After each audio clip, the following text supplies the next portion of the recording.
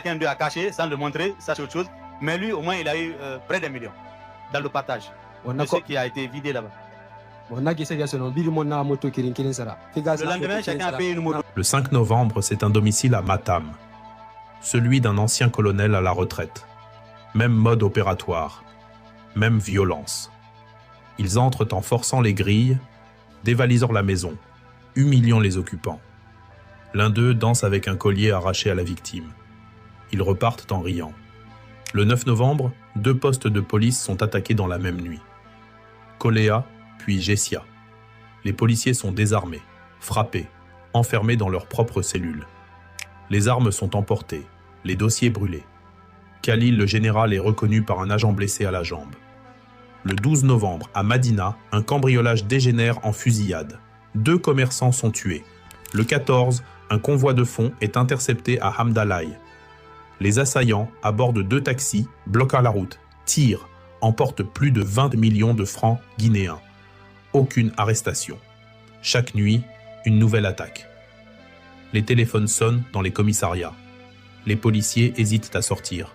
Certains ferment leurs bâtiments avant la nuit. Plusieurs sont agressés en civil devant leur famille. On murmure que des agents ont livré leurs armes pour éviter d'être tués. Dans les quartiers, la peur devient systémique.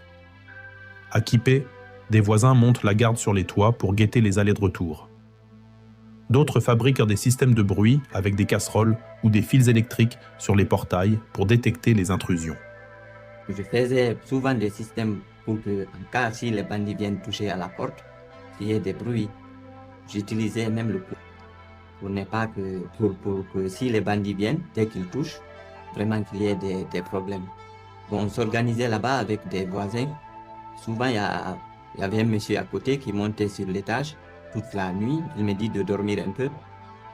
Dès qu'il est fatigué, il tape la porte. Je me lève aussi, moi aussi je reste au salon chez moi. La panique est telle que certains dorment avec leurs enfants cachés sous les lits. Un habitant raconte « Quand ils ont frappé à la porte, j'ai sauté du lit. J'ai dit à ma fille de ne pas faire un bruit. On a attendu. Et quand ça a tiré, on a compris qu'un voisin était tombé. » Le 18 novembre, une attaque secoue la ville. Une villa habitée par la famille d'un diplomate est prise d'assaut.